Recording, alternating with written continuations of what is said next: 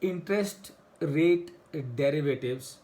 Now, what are interest rate derivatives? So, derivative attached to interest rates are referred as interest rate derivatives. I'm sure you must be wondering as to how derivatives can be attached to the interest rates.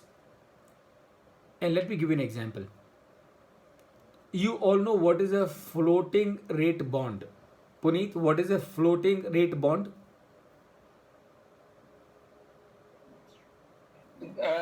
The rate varies up and down, up and down. Up and down, correct? Very good. So, floating rate bond is one where the rate of interest is not fixed.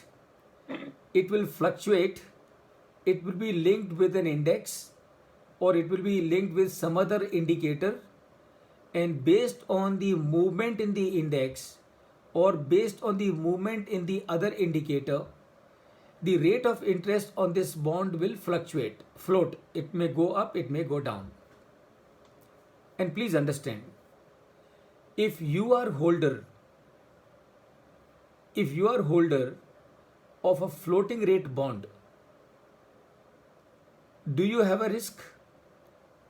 All of you, do you have a risk if you are holding a floating rate bond? Yes, sir. You have a risk. And what is the risk? The risk is that if the interest rate goes down, then we will fetch the less interest. No, you are the holder of a, you are a holder of a floating rate bond. No, we are holder of. You are a holder. So as a holder of a floating rate bond, your risk is, in case if the interest rate goes up, then what will happen? Your cash outflow is going to suffer adversely. Okay. So therefore, how do you cover this risk? How do you cover this risk in case of a floating rate bond? You will cover this risk in case of floating rate bond by buying something which is known as cap option. And what is it is known as interest cap option. What is interest cap option? The interest cap option is, since you have bought the interest cap option, your interest rate is capped. That means, let's say the floating rate currently is 7% and you have bought a cap option for 8%. That means whatever may happen in the market, for you the rate of interest will not go beyond 8% because you have purchased the cap, interest cap option. So that is your option number one in case of the interest derivative. So this is how the interest rate derivative is. So interest cap option जब आपने ले लिया तो आपने क्या किया, उसको लेके आपने आपकी इंटरेस्ट रेट को फ्रीज कर दिया. फ्रीज कर दिया मतलब it can go maximum up to 8%. So long as it is rising up to 8%, you will have to suffer the cost.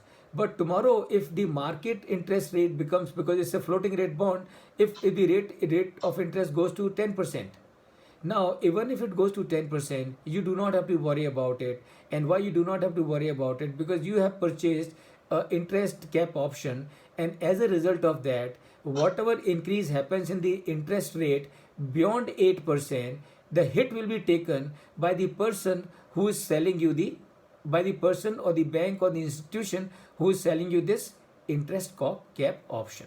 Do you follow this, Ankur? Yes, sir. Got it, sir. And Puneet? Yes, sir. Yes, sir. Interest cap option यानी कि आपने आपकी अपर interest को cap लगा दिया. Cap लगा दिया यानी कि ढक्कन बंद कर दिया. ढक्कन बंद कर दिया इसका मतलब क्या है कि अब ये सांप निकल के बाहर नहीं आ सकता, आपके लिए नहीं आ सकता. वो बढ़ेगा तो जिसने आपको ऑप्शन सेल किया है, it will be his funeral. So you do not have to worry about it. Then you have a interest rate floor option. अब समझ के लीजिए इसका क्या मतलब है.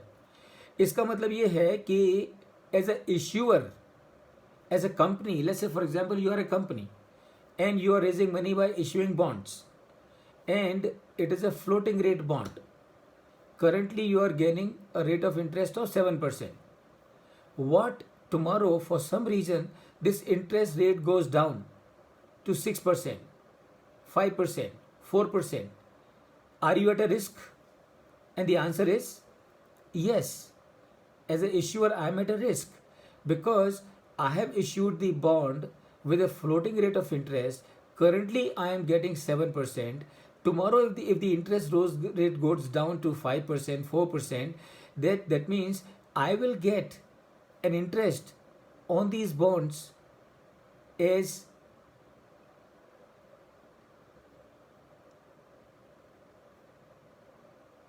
hello. Yes, sir. Okay, so in case of the cap option, and let me refresh it so that there is no confusion.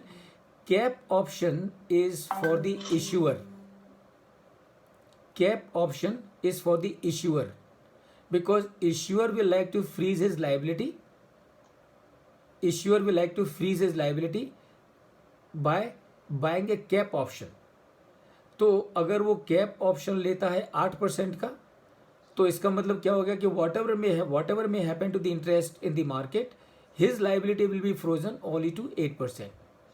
The floor option, in case of the subscriber, if you are the subscriber and the current rate is 7%, you are supposed to earn an interest of 7% on it, and it is a floating rate bond. So if tomorrow the rate goes down to 3%, 4%, then what will happen? You will suffer because you will not earn as much interest as you had planned. So how do you cover your risk? You cover your risk by buying a floor option. What is a floor option? Floor option is the lower side of the interest rate is frozen. Frozen meaning is frozen for you. So let's say that you have bought a floor option as a subscriber to the bond for the interest floor at 6%. That means currently you are gaining interest at the rate of 7%. If it goes down till 6%, you will have to suffer the loss of 1%. But if it goes down beyond 6%, then you will not have to worry about it because your minimum interest rate is frozen by the floor, that is 6%. So this is your floor option on the interest derivatives. So do you follow this, Ankur? Yes, sir. Got it, sir. It is for subscriber. It is for subscriber. Puneet? Yes. The earlier one was for issuer and this is for subscriber. Absolutely. So the cap is for the issuer because he would like to freeze his upper side. Floor is for the subscriber because he would like to freeze his downside. So this is how it is. Then you have something which is known as collar option. Now what is a collar option? Collar option is combination of both. That means there is a bond which is issued. The company has arranged a collar option on this bond. Why the company has arranged the collar option on this bond? That is because they would like to secure their liability. At the same time, they would like this bond to become attractive for the subscribers. So when a bond has a floor option attached to it, it becomes attractive to the buyers of this bond because it has got a floor option attached to it. That means for the subscriber, interest will be frozen to a point. It will not go down beyond that. So cap is for the issuer, floor is for the subscriber, and collar is for both. And these are the examples, friends, of interest rate derivatives. And I hope you understand as to how these derivatives are used for risk management. I am sure this must be absolutely clear to you, and I hope that is the case. So this example I have already explained to you.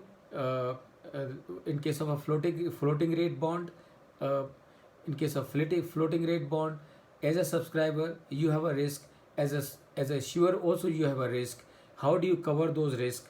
You cover those risks in case of subscriber by buying the cap option, in case of issuer by buying the floor option, And as a company who is issuing the bond, it is better that you come out with a collar option, and the collar option would mean it has got both the elements, the cap option and also the floor option. So that is how it is referred as collar option.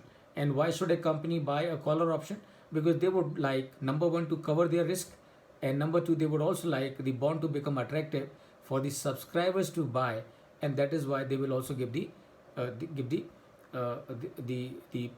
floor option that includes the collar option that includes the floor option. Remember, obviously, since the company is arranging the collar option, it is going to incur a cost because it will have to pay a premium to someone from whom it is arranging the collar option. And what this company of course will do is build that cost of the premium into the into its financial adjustments.